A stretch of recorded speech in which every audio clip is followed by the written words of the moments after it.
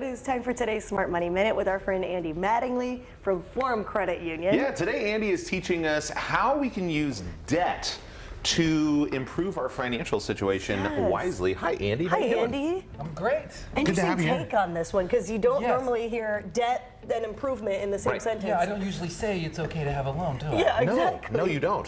So most people don't want to have debt, but are there times when debt can actually be helpful and important? Yeah, it's really important. I mean, I know all of us would like to have no loans, but unless we're filthy rich, we're going to have loans, right? It's just important that you're using those loans to improve your financial life, right? You need a loan to have a car to come to work, unless you want to live here at work. You need that. Or if to have a home, you're going to need, and that's a great thing is that with that is that you're also buying an appreciating asset. Yeah. In 10 years, that home's going to be worth more and your debt's going down. So those are good times to have debt. Okay, Yes. so use those loans right there. Not all debt is created equal. Exactly.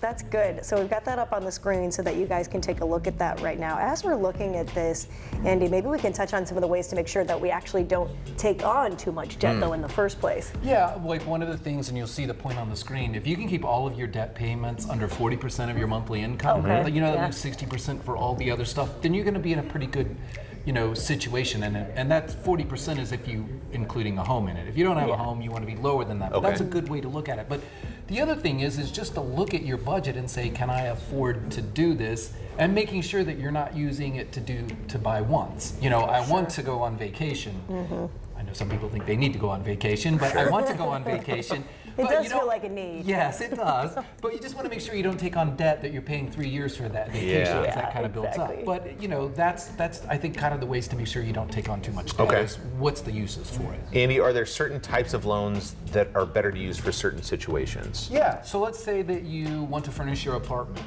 So instead of putting it on a credit card, which is going to have a very low minimum payment, and you're going to rack up a lot of interest charges, use an installment loan, because you're going to have to get it paid off. It's going to force you to do it, and plus you know what that payment's going to be.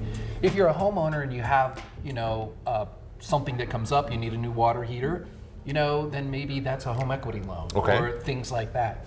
Now, let's say that you've got the holidays and you're going to get a big bonus, but you want to do your holiday shopping now. Well, then maybe you can use a credit card because it's small payments for 2 or 3 months. You get your bonus and you pay it off, so it doesn't impact your budget. So you just got to think through everything, not just the one thing that you're looking at doing. Yeah, sometimes you're sitting in your greatest asset if you are a homeowner, and that HELOC can really help with those bigger, sometimes unexpected purchases, because it's like, oh, I didn't wake up today and think that I was going to need a new water heater. Exactly. Yeah, we do. Isn't that always fun? Yeah. Exactly. And I know if people have gotten to that point where they maybe are feeling a little bit helpless, there are ways to attack that debt, and you're always able to help people with that. Yeah, so I think the first thing is that you want to look at all of your loans and see if you can get lower rates. Yeah. Because the more that goes to interest, then less that goes to principal. You can even think about consolidating. If you're a homeowner, put it on a home equity loan. And if you're not, look at, consolidating in that way.